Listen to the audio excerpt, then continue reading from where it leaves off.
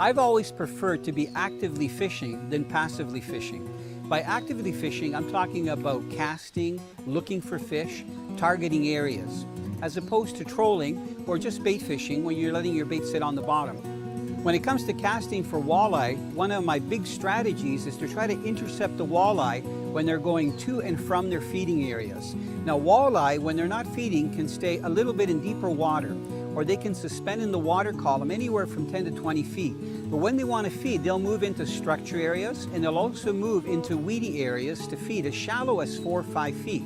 So what I try to do is cover that water in between. And I do that by using a crankbait that dives down to about 12 feet. One of my favorite is the new tail dancer in the scatter series. And what I do is make long casts in different directions. So I'm not casting to the weeds, and I'm not really casting just in open water. I'm casting to that transition section. So when I do that, I know that the fish are on the move. So I don't have to have my lure close to the bottom or close to structure or the weeds.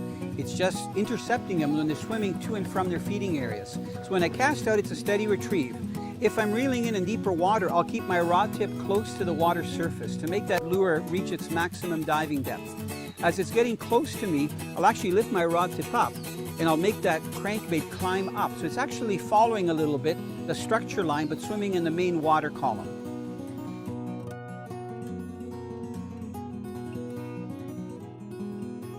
I prefer using the scatter series because that eliminates me trying to work the lure or make a stop and go presentation or twitch my rod. That scatter action actually makes that tail dancer wobble from side to side, but also change location, so it's shifting. And I find that that really triggers walleye to strike.